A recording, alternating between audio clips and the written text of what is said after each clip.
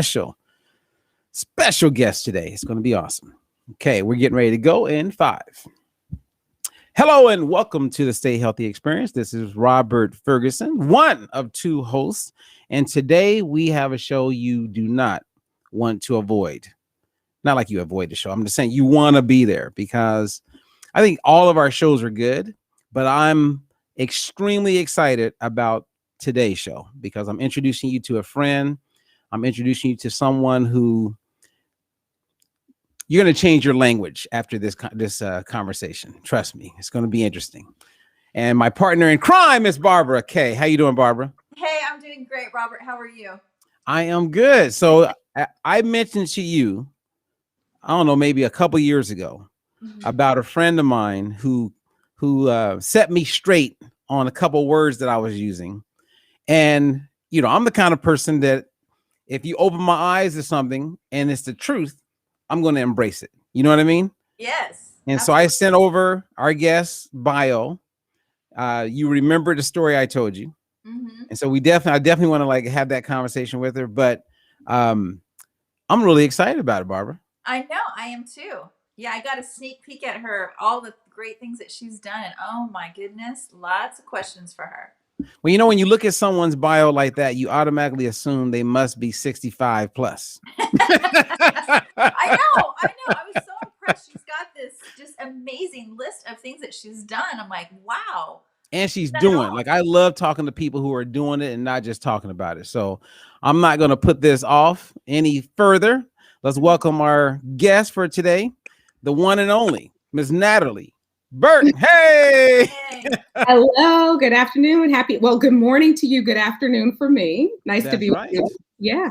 So do us a favor, Natalie, because your bio is extensive, and I have a whole bunch that I want to talk about. But if someone's meeting you for the first time, aside from being the president and CEO of CommonHealth ACTION and all the work that you do as far as inequity and disparities and opening people's eyes and I guess influencers' eyes to see how they could use their influence to make a very powerful impact on their communities and help people, etc. Who are you? Tell the people, give us an introduction. Well, I am a child of Jamaican immigrants. I was born in Queens, New York at the beginning of rap. That gives you an idea about how old I might be. And grew up in a multi-generational household. Came to Maryland around the time of middle school. And when I was in college, my grandparents started to experience some health challenges. And because of that, I became very curious about how health happens. That I started to recognize that it was more than whether or not they made the right choices or they had health insurance, but it was about things like access to care. It was about things like, them having culturally competent care and a host of other things. And I started to understand how policy that's set at the federal, state, and local levels create conditions for people to experience health, well-being, and quality of life, or illness, disease, and early death. And so in that process, what I've tried to do is really to build a career where I've sat around every seat at the table of health to understand the different points of view and how all of those things come together to produce this thing that we talk about as health. That's pretty much me. Well, I initially met you at one of those tables.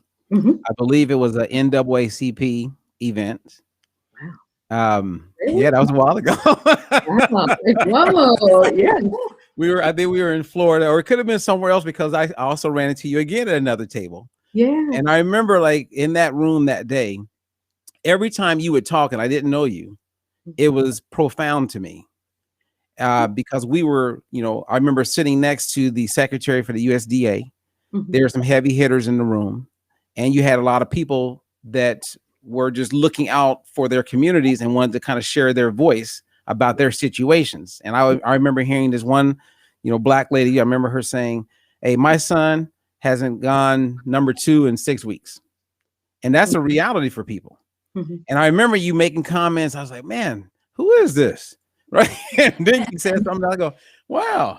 And I just loved it. And then I remember, after getting to know you, and I want to open up with this because it can help so many people. I was running around like most people, regurgitating what I had heard and assumed I understood. when I was talking about the work I was doing in under-resourced communities. Mhm. And then you opened my eyes and helped me understand that that was not the ideal term for what I was probably feeling or thinking inside. Could you shed light on that? I think what you were saying at the time actually was that, and this is, it's typical. We talk about underserved communities over and over again. We're talking about services as those. Oh yeah, did I say underserved? Yeah, you said it the right way just now. Okay, see, I'm all messed up. You said it the right way, right? Right, that's right. That's right. I remember that. Yeah, and so we tend to talk about underserved communities. There's a technical definition for underserved, and it has to do with a lack of medical services being available in certain communities or other types of services, right? And then how that then can factor into health. But in fact, it's about more than services. And when we consistently talk about communities being underserved, we're not paying attention to the other resources that communities need to have opportunities to be healthy, right? So the fact that maybe people don't have green space, places where children can go outside and be physically active and play, that's not about services per se. That's about green space and places to play, right? And so we need to talk about communities being under-resourced, and under the umbrella of being under-resourced, they can be underserved. And so you just said it the right way. It's so crazy because when you opened my eyes to that, it made total sense. Mm-hmm. And since that time, I've used under-resourced. That's maybe 5 years ago. I think I did a post on LinkedIn and you made a comment and I was like, she is so spot on. Yeah. And from that time, it's just in me to say under-resourced. You said it the right way. So that just made my day. And one of the things that's important is too, when we go into community spaces and we use language, they model that language. They replicate that language. And so for me, what I don't want to do is to get a community to be overly focused on services when they should be thinking about lots of different things, right? Inclusive of services, but also many other things. Oh, wow. So that's the story, Natalie, that Robert shared with me about how you corrected him on the usage of whether it's under-resourced versus underserved and the big difference there is there. And it was really an eye-opening conversation. You just don't realize those little nuances in words and what they really mean. Absolutely. And I think language is so important because if you can't name a problem, you can't solve a problem, right? So the other example that I often give, because I feel like it's the thorn in my side and the bane of my existence, is around people talking about health disparities when they need to be talking about health inequities. Woo, come on, here we go. Yes. So, right, the conversation, most of the legislation has been written as health disparity. When in fact, health inequity is the correct term for the types of things that we're usually talking about. So here's the example. If you were to look at female and male rates of breast cancer, you will find that there is a disparity and that females are predisposed to having breast cancer. It's biological in nature because females have the estrogen levels, the breast tissue, et cetera. So it makes absolute sense, right? That is a health disparity. But if you were to look at breast cancer rates amongst females of different races in terms of survival, right, you would find that African American women are more likely to die. That is a health inequity, which is a specific type of disparity. It's a disparity that's preventable, avoidable, and unjust. And the reason that it's framed that way as an inequity is because policy really drives a lot of the things that factor into whether women get to survive breast cancer or not. So there's some genetic predisposition, and I'm not going to say that there's not. In some instances, there absolutely is. But even when you look at it across the science, it's very clear that those other things, those conditions like access to healthcare, access to culturally competent care, access to the right medications, right? Support systems, transportation to be able to get to appointments even. Those are all factors into whether or not people get the level of care that they need to actually survive. So that's the difference between whether we're talking about a health disparity, which is just sort of, it's a thing. It's a difference in health status and outcome, right? But health inequity is a difference in health status or outcome that is preventable, avoidable, and unjust. Hopefully Natalie, I kid you not. I'm in the room with very wealthy people that run huge multi-billion-dollar companies, from the Aetnas, Anthems, United Healthcare, even the Gateways, and no one in that room, and I'm in it a lot, understand what you just said. I know. They don't. And I'm in there. And I remember learning from you the difference between inequities and, all right, help me out here. Disparities. Disparities. We're not talking about it anymore because you're focused on it. So inequities and disparities. And I remember you had educated me on that. And I remember like being in the room with all these people, and I broke it down so eloquently. It was like you were inside of me. And they all looked at me like, who is this brother? Right. I'm happy to hear that. So I am so like, you know how like you meet people in your life that either lift you or say something that you'll never forget. And that's been the impact that I've had with you. It's like when I was in DC and I came and visited your office, I always leave better. And I feel like it's kind of like, I mean, I wish you had 5 pounds to lose because I would love to help you. Oh, now you're really being kind. We can have a conversation offline. No, seriously, you know what I mean? Like Barbara is just one of those people that when you're with them, you always walk and you go, wow, I'm going to think that a little differently. Or I never knew that. And I commend you on that. Yeah, absolutely. And even just in this short conversation right now, Natalie, I'm already feel like my brain is enlightened already just talking to you. And I think you mentioned something in your previous statement. You talked about how, the difference between the disparity and inequity. And do you think is it that people or there are some people that just don't believe that's true, or they just don't understand? I think more people don't understand. I think there are a few people who are resistant to it. And I think that this whole idea that your health is a production, right? So there's this portion of it that the science tells us is about 10 to 20% genetic, right? We have this other segment that's about personal behavioral choices. Do you eat right, diet, exercise, engage in risky behavior, wear a seatbelt, wear a condom, wear a mask, wash your hands, go to a preventive appointment, right? All of those things are about personal behavioral choice to some degree, right? But then there's this other portion that this 40 to 50% that's about the systems and the institutions that create the construct within which we live our lives. We know that there are communities in this country that are much healthier, right? So if you're familiar even with the blue zone communities, there are lots of reasons why blue zone communities are places where there are more people who live in those areas who live to be more than 100 than in other places. And it's everything from, do they have, a grocery store nearby with affordable, healthy food? Do they have areas for exercise? Is it safe in terms of violence? Are they exposed to pollution? Do they have good quality water? Like there are all of these things that factor into it. There are some people who want to say, if you are sick or ill or have a chronic condition, it's your fault, right? I tend to look at it as your health is your responsibility, and that responsibility occurs within a larger context. So we've got to deal with making sure that people understand which parts they can control and where they are responsible, and then really set up conditions where the healthy choice is the easy choice, and that there are fewer threats to our health on a daily basis. You just defined the true original definition of wellness.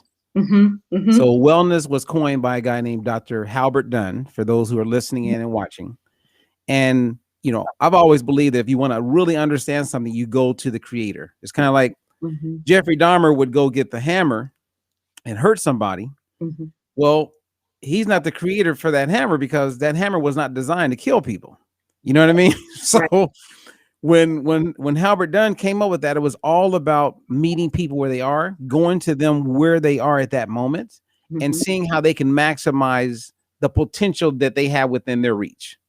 Absolutely. And that definitely is something that I see with your work. And so then when I think about the climate that we're in and hopefully coming out of with COVID, it's a huge disparity, inequity.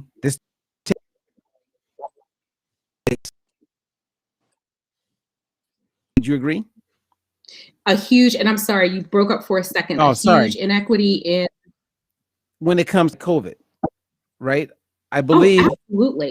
yeah, I think I heard you say this, or maybe I picked it up from you and I ran with it, was it's an inequity when they say, hey, everybody can go get COVID testing and you got to go to this drive-in. That means you need to have a car. You need to have all these other things. And so they're not even thinking about those people. Absolutely. But also, you know, there are so many components to this. So first of all, pre-COVID, we saw that Native American indigenous populations, whether you were talking about Latino populations or African American populations, the prevalence of chronic conditions was certainly much higher than in white and Asian populations, right? So we knew that to be true. And in some ways, that made those populations more medically vulnerable to COVID to start with. But then when you start to think about and look at the numbers of who frontline workers were and have been throughout COVID, who's working in the grocery store, who's working in the post office, who works in those jobs where they can't work from home. So they were actually in contact with the public every single day, right? You will find a disproportionate number of those folks are people of color, right? So then their risk is even higher because of that. Then you factor in, like what you just mentioned, Robert, about access to testing. And we found that access to testing was not fair by any stretch of the imagination when you look at how tests were distributed and made available throughout the country, right? And now take it a step further, and we're looking at the challenges with the vaccine and access to vaccinations. I have big concerns for seniors because many of the states are putting the vaccine registration and appointment making on technology that a lot of seniors don't have or don't know how to navigate. Some of them actually still live in communities that don't have great broadband access, right? So with that in mind, you're finding that seniors are struggling to be able to make appointments when they are some of the most medically vulnerable people, you know? And so when you look at the inequities in vaccine uptake, people will point to and say, oh, well, you know, people are not getting it because they don't trust it. Or, you know, African-American folks are not getting it because they don't trust it. When in fact, I'm seeing lists and groups of people who are trying to do anything possible to be able to get access to it, right? So I think we have to be careful about the narrative and about the issue of equity and access to the vaccine along the way. See, that's when I wonder, where are all the pastors? Where are all these pastors that they've been talking a big talk for a long time, and I ain't heard nothing from the churches? Well, okay, so I do know in a number of places. So for instance, Detroit would be a good example, that there have been a number of pastors who have been very vocal and who have gone so far as to get their vaccines and to put that live on camera using, you know, different platforms. So I know that pastors have been struggling because of this virtual world about how to reach congregants that they're accustomed to reach in person. Right? Like that was the way that you would normally do it. The health ministry would tell everybody, come out on Thursday night, you know, we're going to have flu shots here type of thing. This is a little bit different. So to encourage people, I have been seeing more pastors go online and show like the pastor and the first lady getting their shot so that, you know, when their congregants see that, then they feel a little bit more comfortable about it. And I think we'll see more of that as time goes on, because I think people are starting to trust the vaccine more, because they're seeing more people get it, less adverse outcomes compared to the adverse outcomes of when people get COVID, right? So it's like, you look at the two things and the two risks associated, you know, people are starting to now recognize that the risk of the vaccine is lower than the risk of getting COVID. Right. So Natalie, does that tie into what you mentioned about healthcare being culturally, how'd you put culturally, not connected? Competent. Yeah. Is that part of that? Absolutely. So I think every population has a culture, right? It's not necessarily monolithic, but I think that there are some core things that you can find within different cultural identities. And so it's important for healthcare providers and for public health to understand where and how you reach certain people, right? So there are still some communities where online is not going to cut it for them. And in the midst of COVID, you've got to figure out how to reach them, right? So how are you doing that? Is that a flyer at the grocery store? You know, is that actually having people to canvass their neighborhood and tape a flyer to their door? And so public health is really having to be very creative in saying, how do we reach people where they are? So it's everything from, you know, do you put messages out on TikTok where you have a lot of teenagers who can say to their parents, hey, maybe we need to get Nana and Papa their vaccine. You know what I mean? Like you wouldn't necessarily think about it, but yes, right? And that's part of culture too. So we've got to be creative and figure out the piece, Robert, that you said about meeting people where they are. Part of culturally competent care is absolutely doing that. It's knowing that there are certain ways to appeal to people, but there are also certain ways that you can box folks out so that they don't want to have anything to do with it. And so we've got to be sure that we're creating space for people to find their way into health. Man, you know, it's so, when you think about it, I bet it drives you crazy to watch the news. Every day. Good morning, in fact. Every single day. You know, because you're in this place. It's kind of like when I watch people, like if I watch Dr. Oz, I can't watch him. Not that I'm not a fan, or I think he's extremely talented, but I can't watch shows like that because it drives me crazy, because I know that they're not thinking about the people who don't get what they're talking about. Absolutely. And those people, they zone out, and next thing you know, they walk away getting not even a third of what the goal was in the story. Mm-hmm. And because they become almost like a zombie and they didn't really get it, then they just go and buy whatever was mentioned. Absolutely. Not knowing if it's going to be helpful or not. And it drives me absolutely crazy. So I avoid it. Yep. And I think about you and the work that you do. Like you could benefit so many organizations who want to make a difference and reach all these different cultures and communities just by being in the room. Right. So I hope that's happening. It is to I think to a much larger degree than before. So like, you know, CommonHealth ACTION's work lives at this intersection of public health and these issues around equity. And so what's the past year been about in America? That's the conversation that we have been having, sometimes not as effectively as I would hope, but other times certainly better. And so it's created a really big opportunity and a lot of demand for certainly our work, and for me, even as a speaker, to come in and to try to help people to understand how the pieces of the puzzle fit together maybe a little differently than they thought. And so that's part of what I have to do is to orchestrate constructive discomfort. I have to make people get uncomfortable without losing them, right? I have to challenge the deeply held assumptions and beliefs, often which are erroneous, and help them figure out how to reframe that in a way that's meaningful to them and valuable to them. That it's not about tearing something down, but it's about figuring out how to build something up, right? And it's this idea, even, you know, Robert, earlier when we were talking, you had mentioned about the hammer. I talk about how, you know, in many ways, our identities are like a hammer, and we can either use it as a weapon or a tool.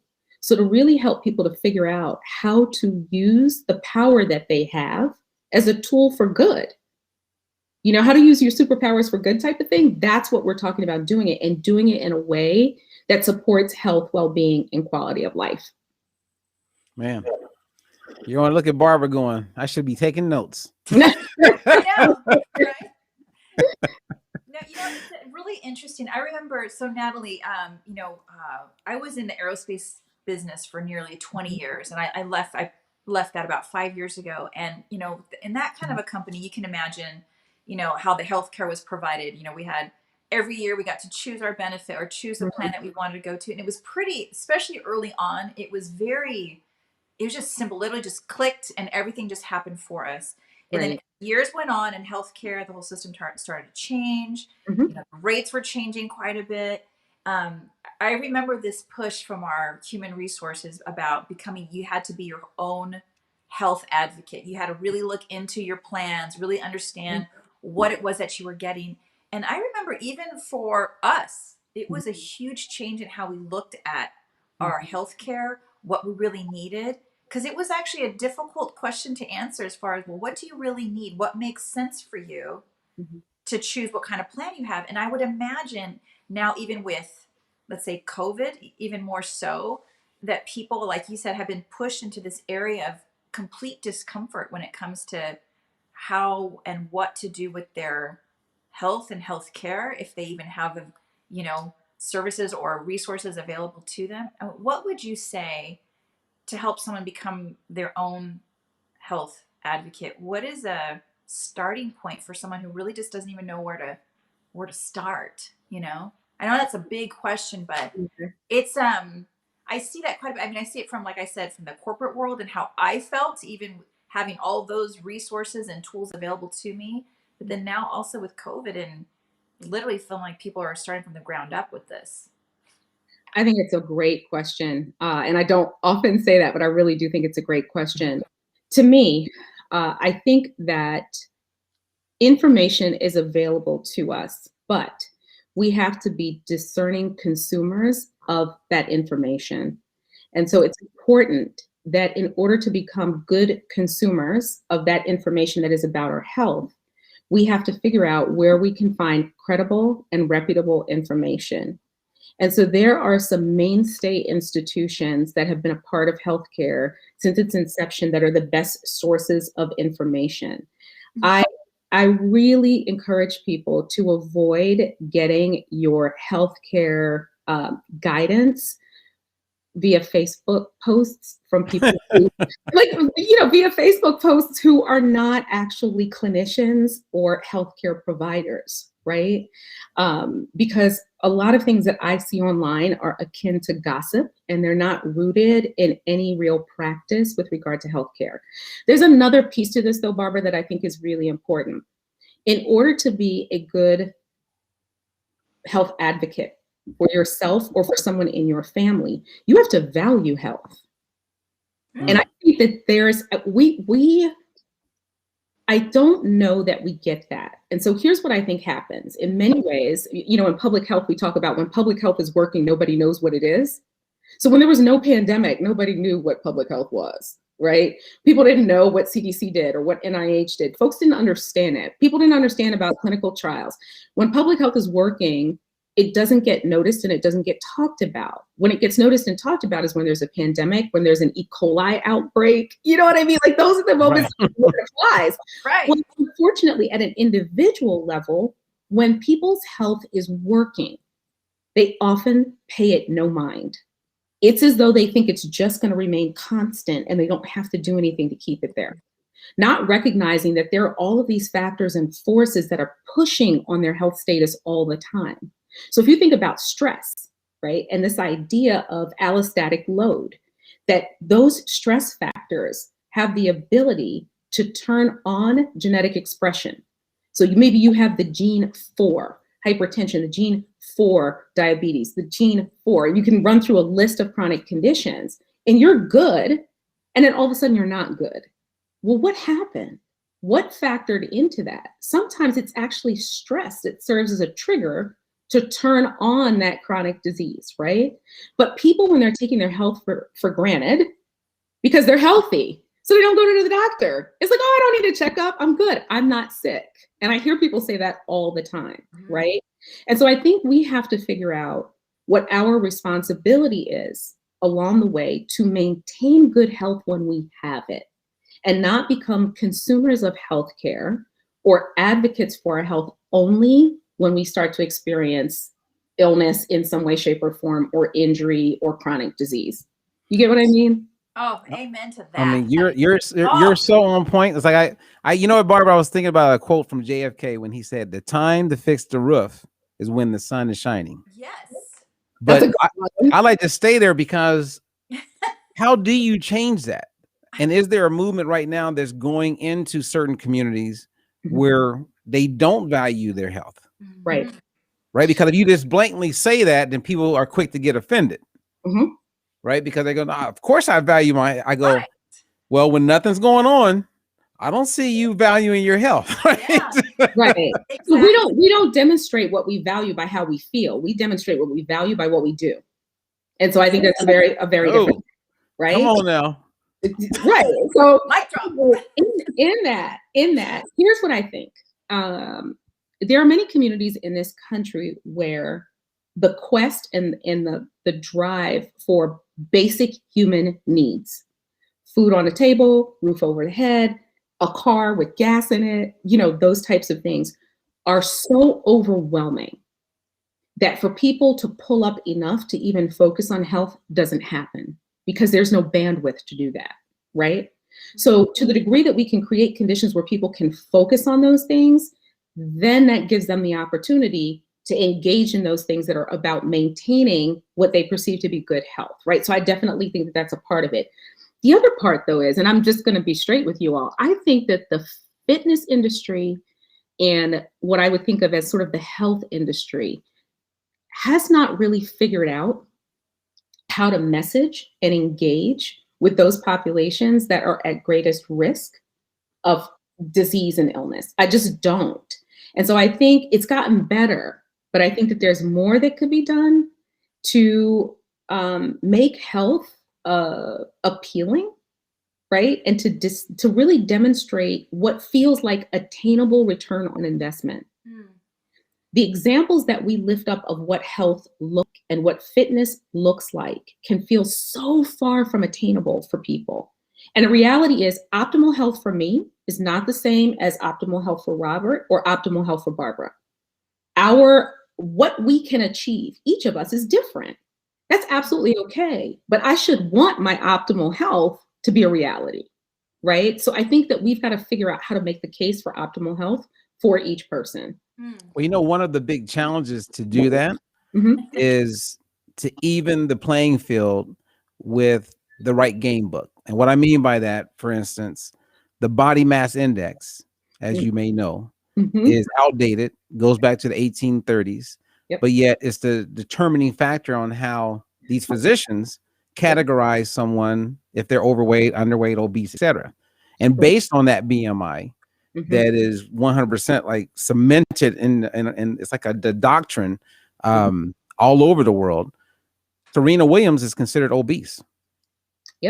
So how do we like lobby and change that? Here's what I would say. I actually think if we were able to craft alternative measures of health and fitness that were credible, right? And then able to package those in a way that people could understand and relate to them.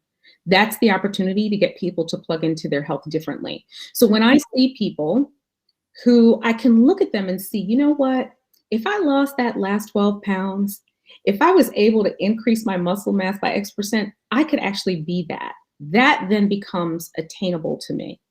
But a lot of what we continue to see as the images of what is healthy or fit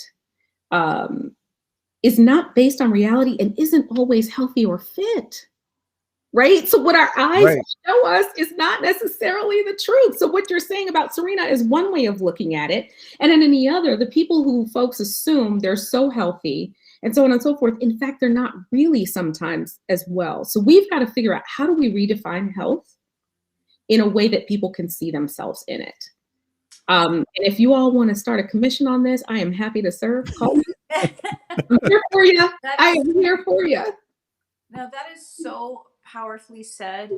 I especially can appreciate the fact of you sharing the fact that for a lot of people, that better health for them or their optimal health seems so far that that there's nothing that they can do. So that it's almost I would imagine like a helpless feeling, or it's like it's just not in the for me. And so how, like you said, how then do we better package or formulate a way to show that there are steps along the way that are absolutely attainable and what is meaningful to these to people like that, and that's it's an eye-opener, because if we think, like, I'm always about, we want to educate, but if that education or whatever it is, whatever we're painting is just such a kind of a far off distant thing, then we just lose them altogether. And it's such a such a I don't know, bummer. It's a sad thing, right? Because so we just did a clinical trial, and Barbara got to go back to Pennsylvania. We did this trial for people who live in under-resourced communities. Well said. Well said. Trust me, I always say it that way now. And That's great. one of the biggest challenges that we had working with Medicaid and Medicare, the people that we had in this trial, was them being able to get to the location for the opportunity. Yep. And yes, at first it sounds great because you work out the transportation. Mm-hmm. And then there was a breakdown in the transportation, Mm-hmm. right? So I had people waiting 2 hours to get back home where they got a house full of babies. Yeah. They still got to get ready for the next day. It's now 8:39 at night. Right. And we expect them to stay motivated to want to come back next week. yep. Right. So then when I go to the people who are in charge of that, Mm-hmm. there's a huge disconnect because they can't understand what I'm saying. Right. Yep. You know what I mean? Like, so how do you help those people get a shift in the way they look at life so that we can help the people that we all say we want to help? I think part of it is, you know, a lot of the inequities, a lot of the vitriol that we've seen in society, a lot of the disconnect that we see in understanding one another is because we're not in relationship with each other. I'm just being straight.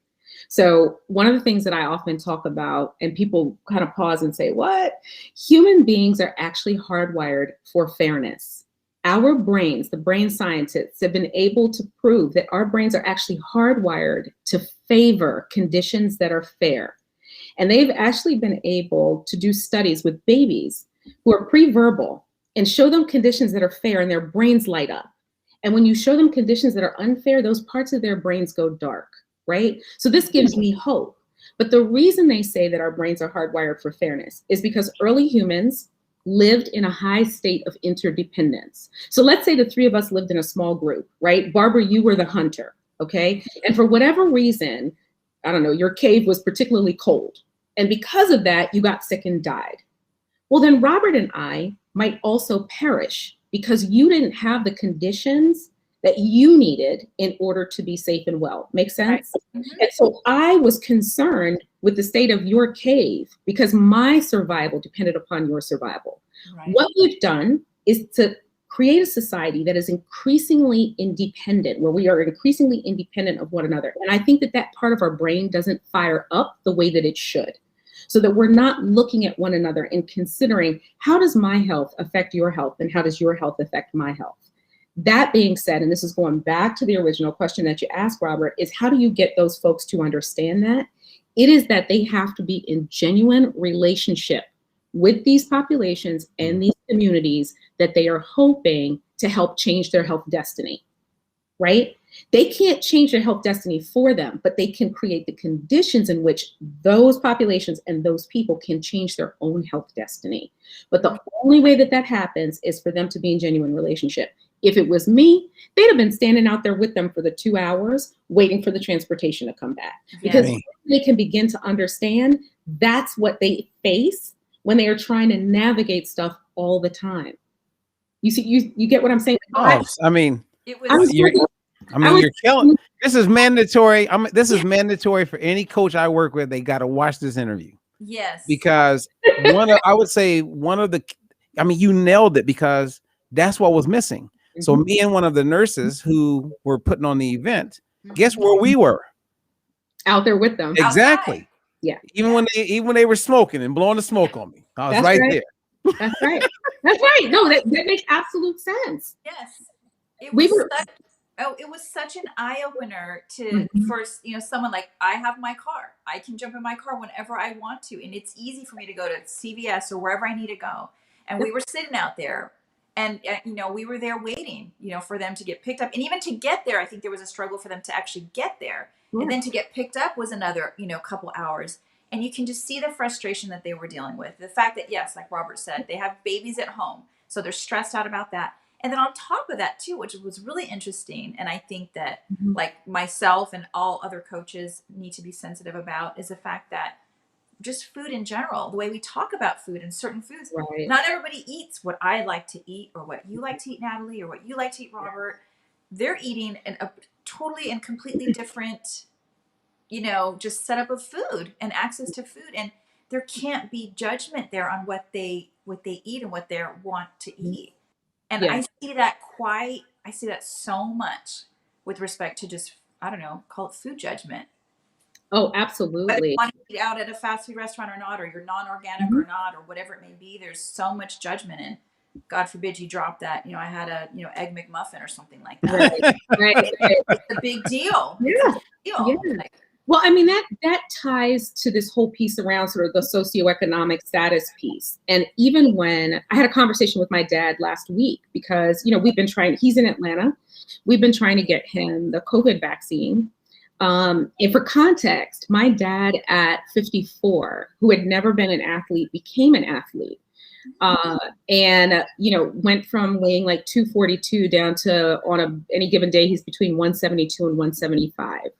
He was biking 40 to 60 miles a day. He does a 10K if he doesn't cycle, right? And became this like kind of an elite athlete. And he's 76 now, with washboard abs and the whole nine. He's vegan. He eats vegan and lives a very clean lifestyle and really does everything he can to stay out of a doctor's office because that's his nightmare, right? So he's doing everything that he can to be healthy. And in that, for him to make those food decisions as somebody who is 76 and on a fixed income is incredibly difficult, right? I mean, it is incredibly difficult for him, particularly in his community, to eat vegan and to find affordable vegan options for him.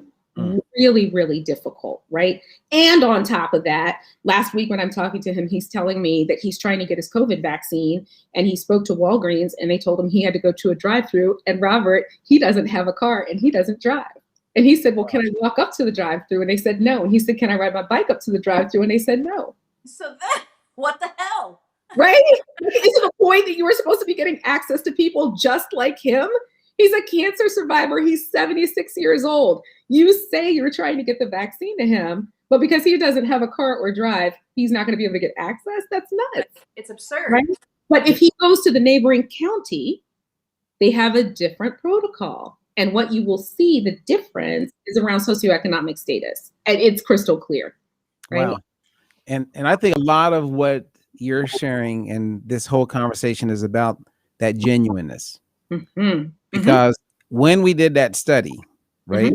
Mm-hmm. And I'm working with a population where there's not a lot of normalcy, Mm-hmm. right? Yeah, and I know you get this, and Barbara gets it. But for those of you who are like watching and listening, what we mean by that is that one day everything is going well, and the next day they have an appointment to go to a doctor, the people I'm talking about, but they wake up and there's a dead body on the porch. A week later, they plan to go to the nutrition talk, but their kid never came home last night.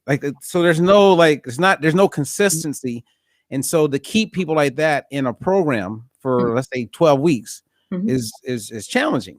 Right. Well, because of the genuineness of Magali, who was working with me, and I definitely am there for the people, and Barbara was there, and we had another coach, Annie. We had 93% retention. Wow, that's fantastic. Because we were in the rain with them. Yep. You know what I mean? And as a former Marine, if you're going to lead people, then you better get in the trenches with them. Yeah. And that's that disconnect that you're not seeing. Those people who came up with that protocol for your dad. Yeah. They have a car, like Barbara said. Yep. Barbara would just drive right by your dad. I'm just kidding. Oh, come on, Dad. Come on, Dad. Let's go. I'd put him in my passenger seat. See, I'm supposed to give Barbara a hard time on the show. That's part of my job. That's right. Clearly. Yes. So when you look at the political agenda right now, it seems like the Biden administration, they appear to be open. Are you talking to them? Because I could see you being very helpful and them actually being able to create traction to do a lot of the things that they're saying they would like to do. So there's a web of us, and I've had the opportunity to weigh in on certain things to help them to think about what they can do differently quickly. So you all get it. Bureaucracy, the size of the machine, It takes time. Like if you're, steering a cruise ship and you turn the wheel hard right, it might take 40 or 50 minutes before you start to see that there's a shift on the horizon, right? It takes a lot of time to turn the cruise ship. So the key is to figure out what are the things that they can do with some immediacy that will help. So I think some of what has happened, quite frankly, has happened at the state level in terms of state decisions with regard to health. That's complicated, right? The federal government can set the bar at a certain place, but really state governments and county governments have a lot to do with what happens with regard to health, to be really honest with you, right? So how all of this stuff, even with regard to COVID and even post-COVID, people need to pay close attention to who the local people are that play a role in health, because those are the ones that really determine your health destiny along with you, right?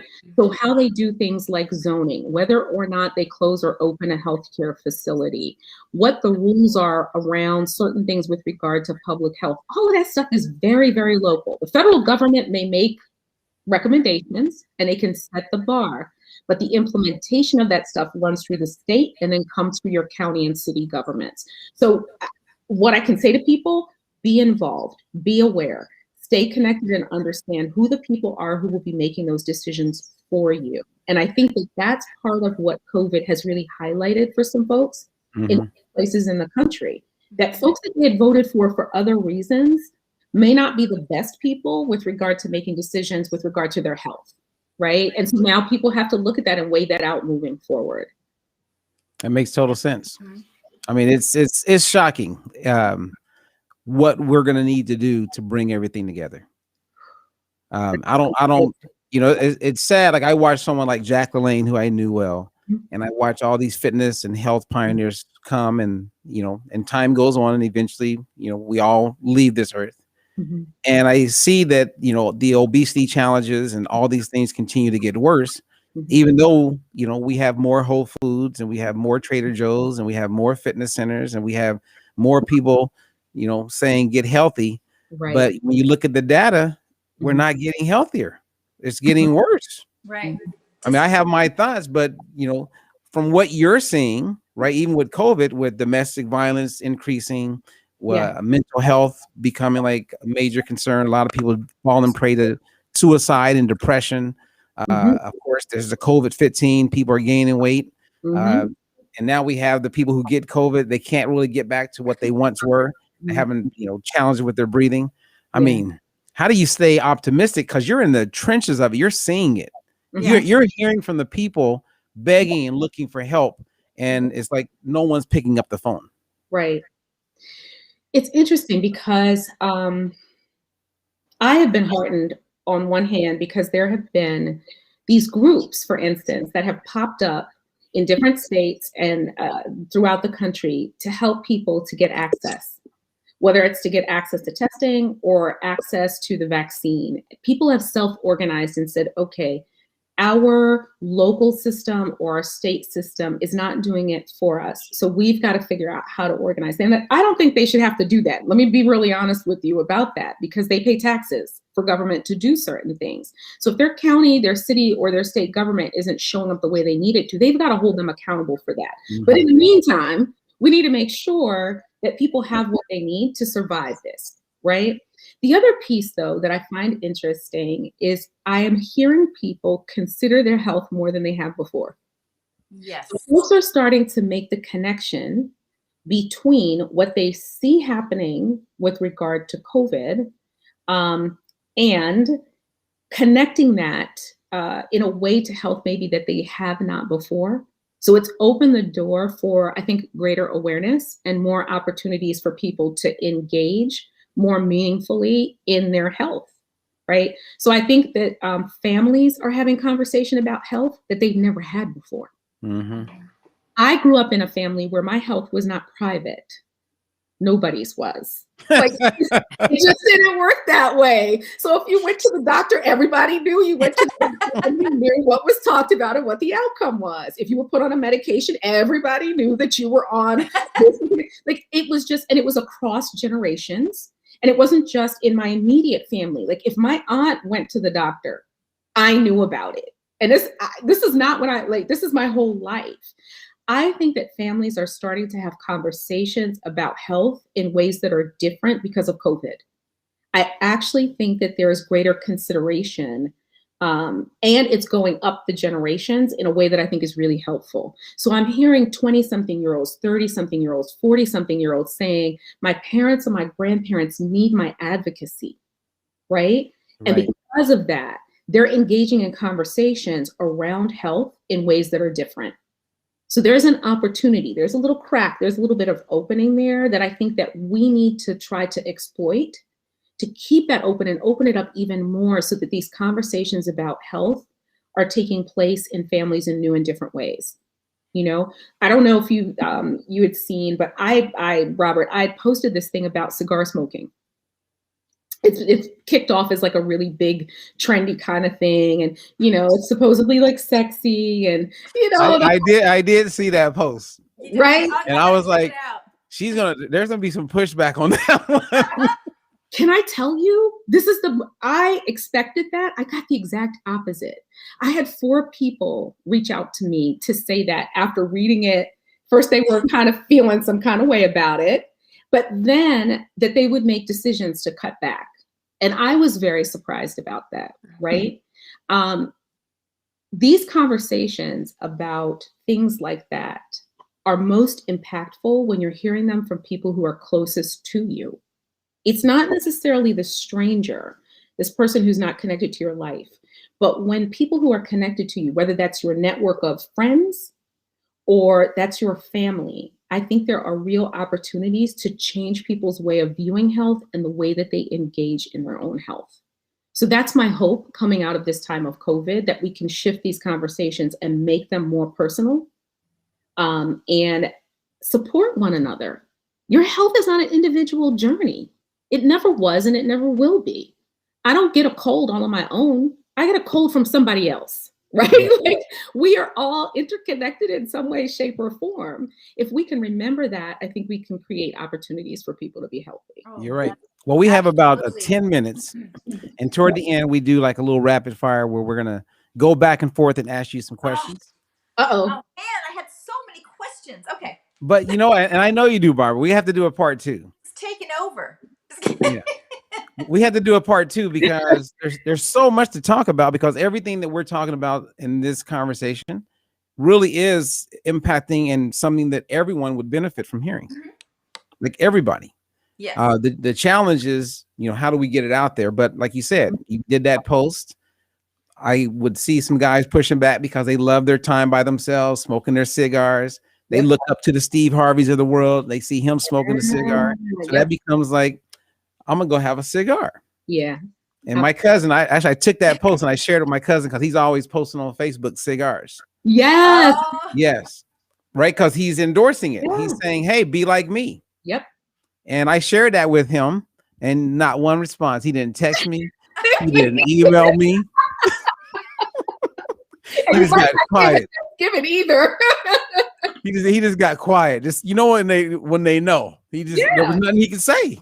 Absolutely. So anyway, Barbara, you're up first. Oh, so okay, this is not a quick question, but I had to ask because it's listed on one of the key things that you've been kind of working on is the business impacts of COVID. And maybe can you share what are maybe the top lessons learned for businesses and the impact of COVID? Because it sounds like that was something that you've been working with intricately. Sure. So I would say that, you know, big lesson learned from as a CEO and is really this: a lack of imagination will be the downfall of your business. And so this idea that you have to imagine for every possible scenario is real. Playing out scenarios in advance of them happening create opportunities for you to be able to react and respond. So whatever your business model is, what COVID, I think, should have taught all of us is that we have to be flexible and nimble, right? And in that, we have to maintain the integrity of our work, the quality of what we're doing, but we also have to make sure that we are supporting our team. So what people have been asked to transition during COVID has been taxing physically and mentally. right? And as people who are concerned with the health and well-being of our folks, we also have to make sure that we're taking those things into account. So those are some of the things for me from a business perspective that I think that we've learned during this time. I'm very thankful that we were able to be nimble and flexible, not to be overly dependent on certain streams of revenue, but also recognizing for our staff, our workforce, what are the things that we need to do to be supportive of them being successful in times like this. Nice. Nice. I mean, well said. Yes. When you were sharing that, all I could think about was all the artists that I've known over the years, singers, you know, people who had one hit back in the day or a few hits. Yep. And so they're not popular now, but they were popular during a certain time. So they relied on constantly doing shows, concerts. Yeah. Yep. And they still have, you know, big mortgages. They got bills to pay. And no one would have said a year and a half ago. It's like I was talking, Chuck D actually brought this to my attention. Of Public Enemy. Chuck was like, he goes, Rob, would you have ever thought that they could have shut the whole country down? Football games over, basketball, NBA, go home. Yeah. No one's doing a concert. No one would. I mean, I would have said there's no way that would ever happen. Right. And it happened. Yeah. So for you, and you touched on it a little bit, what did you do? Because I know a lot of your business, right? You get, you know, funds from companies that support the work that you're doing. Yeah. You're constantly networking with people. You're in DC and around all of that, and a lot of it is you know, meeting people, having a dinner, and you know, nurturing the relationship, and then getting funded, or opening up doors. Yeah. What have you done that you will continue to now do as a result of the major shutdown that many of us experience? Well, as you know, generally speaking, I'm on travel 50 to 80%, sometimes 85% of a month. That went from that to nothing, like this, right? And that applies also to a large degree for our staff. They normally were on the road a lot because we do the in-person training around equity, diversity, and inclusion, because we know that more equitable businesses and government, et cetera, leads to better health outcomes, right? So that's the connection there. Well, that training was a big part of what we're known for and what we do. We had to figure out how to transition directly from in-person training into virtual training. So how do we facilitate these really just difficult conversation around, you know, identity and inequities and so on and so forth to these virtual spaces, so that people still feel like they can engage, still feel like it's safe, and that they can still learn. So we had to get up and running very quickly in doing it virtually, and it went really well, thankfully. That's because I think I have very experienced facilitators and trainers, right? So for them to move into the virtual platform wasn't that hard. But the demand spiked, quite frankly, after George Floyd was killed, for training around equity, diversity, and inclusion. And the demand was so over the top, we couldn't even meet the virtual demand. So what we were able to do pretty quickly, and we've been talking about doing this for like 5 years, was to take our entire training and make it available online. And it was a labor of love. It was tough, but it is now fully like plug and play, self-directed. So if folks want to go in and do foundations of equity, diversity, and inclusion, they can go and do that any hour of the day or night from anywhere in the world. That for us was a quantum leap, right? It was the thing we always wanted to do and said we don't have the capacity to do. Well, not being on a plane, you know, 5 days out of the week created capacity and a necessity that then our team responded to. So now the Foundations of Equity, Diversity, and Inclusion course is available, and people are going through it. Whole companies are taking their staff through it, which is cheaper, right, than having us to come out and to, you know, train in person hundreds of people. So there's a value proposition for them, but also for us. That is great. You know what? Anyone who watches this show, and we're making available all your links, how they can reach out to you, learn about your courses, you know, speak to you about being a speaker, like small business, large business.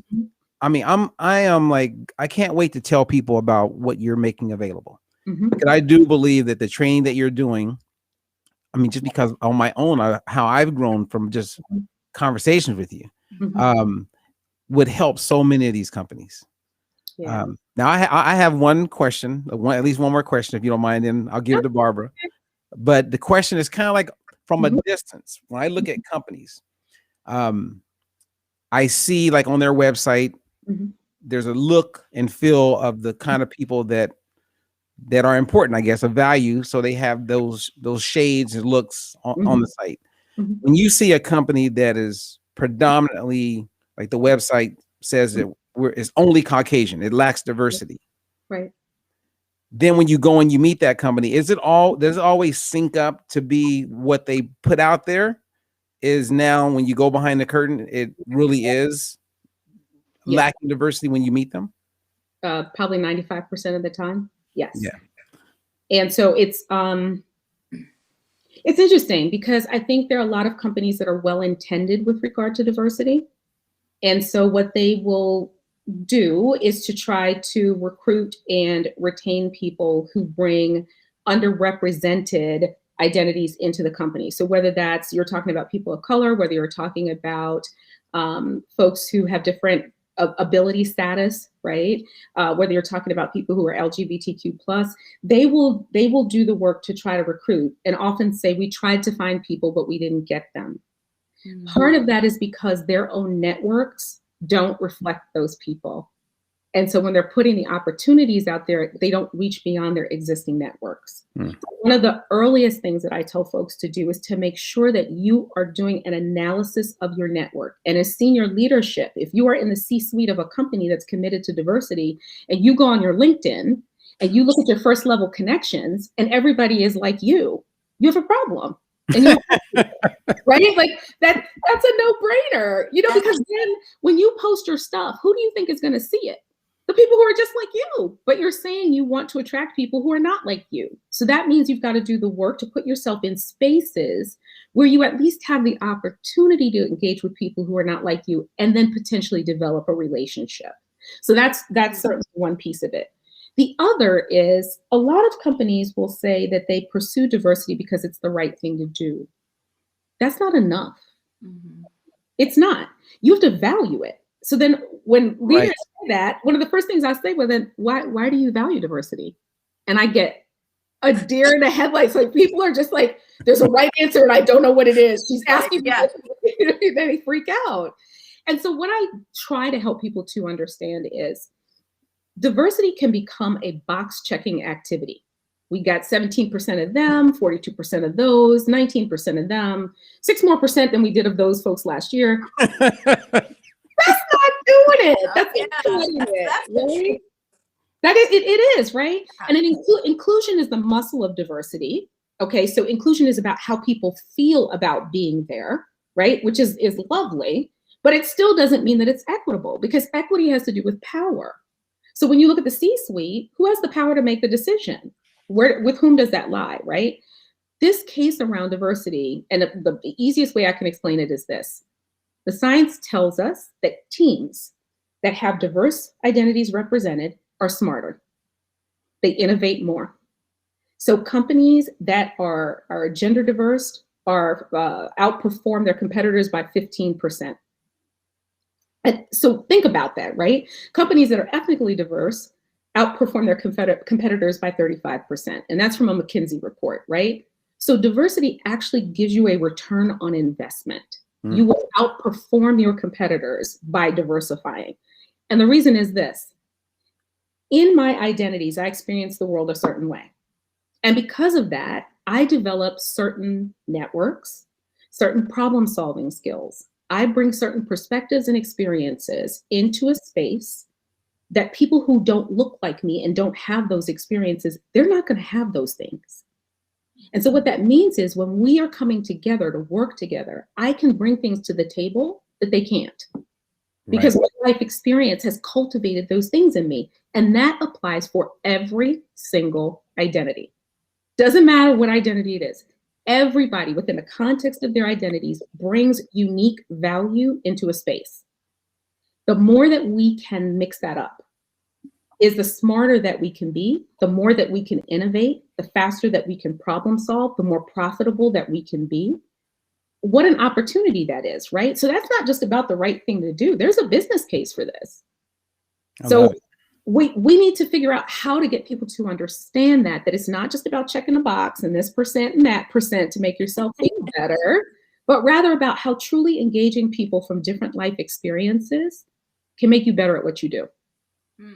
Hey, so when I get you some jobs, can I get a kickback or something? Because I'll cook for you. Okay. I can cook, so I bet you. Hey, put a little Jamaican flavor in there. Put some Jamaican food for you. Sounds good to me. You got that. Yeah. Absolutely. All right, Barbara. Okay, I have 1.5 question because the half one will be super fast for you to answer. But this first one, you talked about how with COVID, how it created this kind of this opening for people to start to see things a little bit differently with respect to healthcare. From your experience, do you see that as we kind of move through COVID, do you see, like, I don't want to say necessarily emerging, but maybe different healthcare or health issues that are coming out of this that you find are going to be pressing and come to the forefront of, I don't know, maybe local, national focus, beyond COVID? Does that make sense?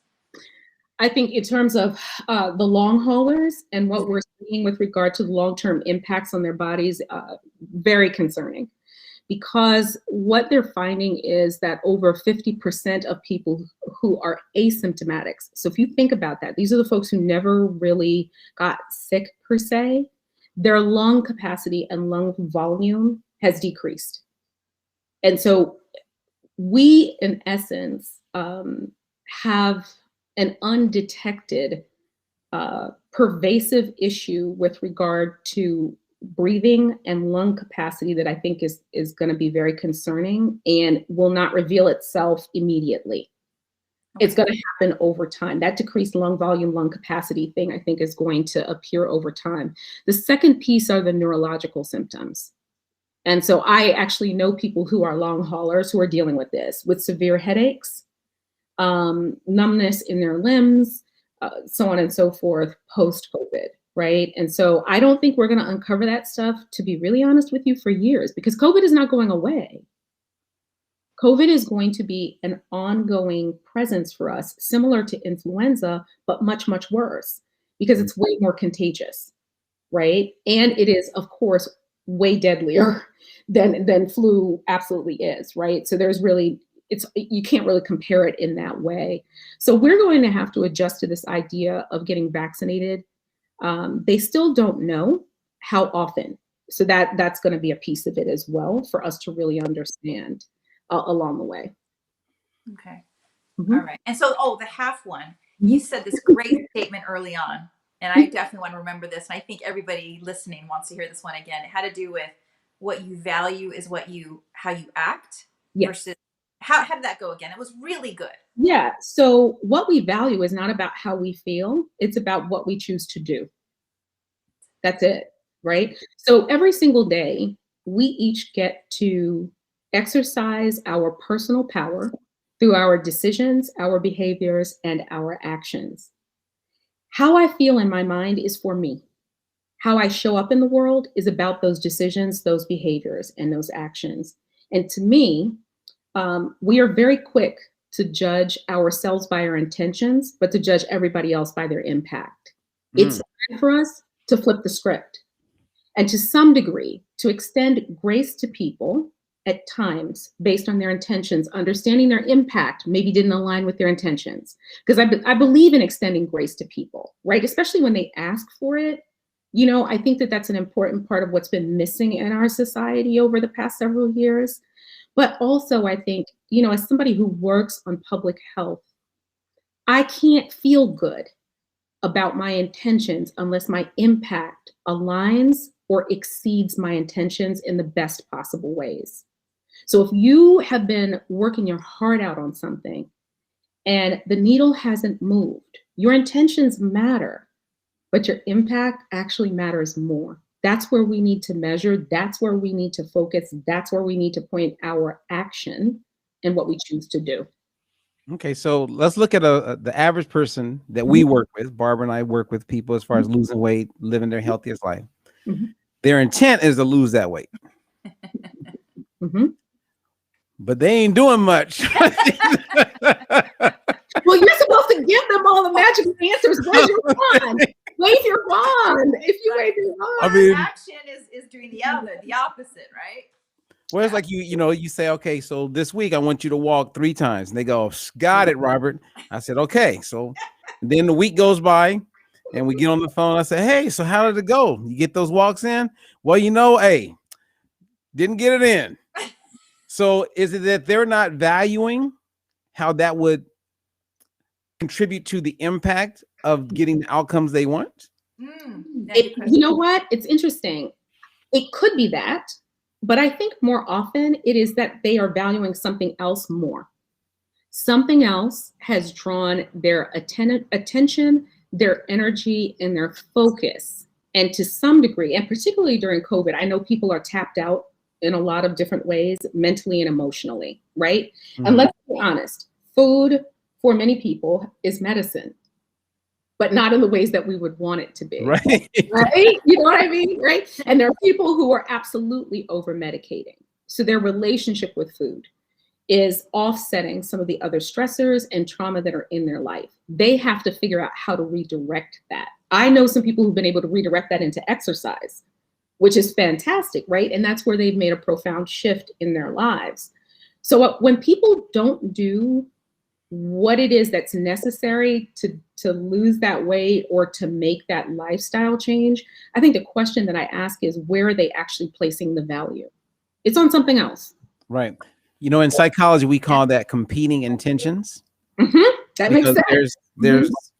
They're competing with each other. And sometimes the one that you said earlier in your words and in your head that you wanted to win doesn't win because you also value the taste of that extra ice cream scoop. And how it makes you feel, right? And how it makes you feel that ice cream gives you a feeling, and you're trying to capture that feeling in that moment.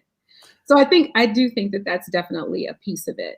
Because I promise you, I'm not a dietitian or a nutritionist or anything, but with as much of this stuff as I have read and learned over the years, I know I should be doing way better myself, right? And so it's a constant, I'll have a few good months and then I'll have a few not so good months. And then, I get back on the wagon again. And I do think that that's part of it, is this idea of me getting back on the wagon. I think the same thing applies to people with their health. When I have folks who say, I haven't gone in for a checkup in 4 years, I try not to, like Barbara, as you were saying, I don't beat up on them. What's it going to take for you to get to the doctor this year? You didn't get your mammogram. You didn't get it last year or the year before. That's okay. What's it going to take for us to get your mammogram this year? Nice. What do you need to move? And the other piece is, we spend a lot of time in a deficit mindset that when people don't do something, we say it's because they don't have something that they need.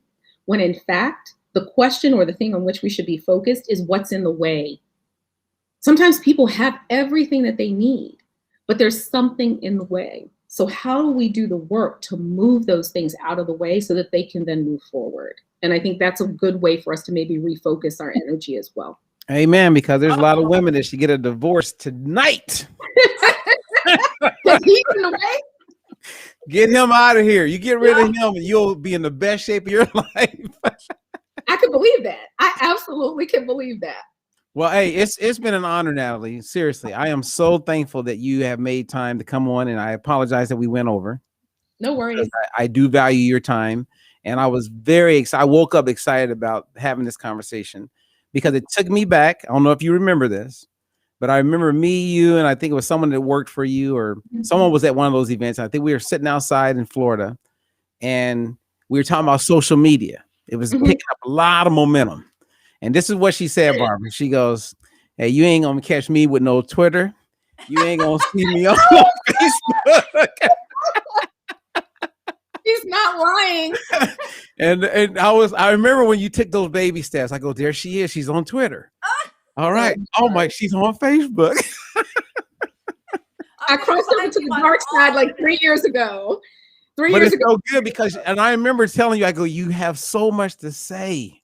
You bring so much to the party, and I'm just so happy. Whatever happened to get you to like come over to this side of things, I just value it. I think it's great that you're sharing and that you're making yourself available to get the word out about what could be, instead of just watching from a distance silently. Thank you. I appreciate that. It has been a work in progress, and I've been learning along the way, and learning from folks like you, certainly for what you've done to have, a presence and visibility and so on. And so every single day I am learning more about it, and hopefully I will get better at it as time goes on, because I do recognize that getting the information out there is critical for people to be able to make great choices. That's right. There's people who aren't going to smoke a cigar again because of you. Oh, yeah, there might be another post coming about that sometime. I'll be your next social media friend. On right. I'll find you. But you Please do. Yes, you are an absolute light. I mean, just absolutely, just this. Thank you. I appreciate it. Yes, Thank such a pleasure. All right, you guys. So for those who listen in, who caught the show, reach out to Natalie.